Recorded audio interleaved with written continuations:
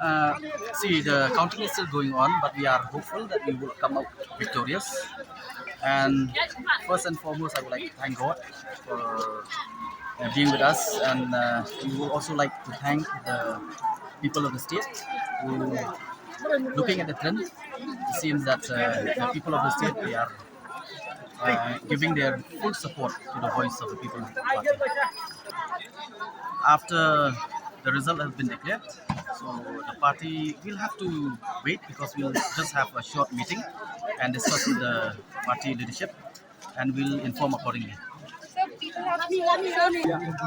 See, I will, from the bottom of my heart, I would like to thank the people of Shillong Parliamentary seat who have given their support to the voice of the People Party.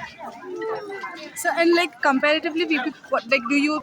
Obviously, when you look at the trend starting from the assembly election we just had last year, 2023, we could see that the people in certain pockets where they have the opportunity, we could understand that the people of the state really want change.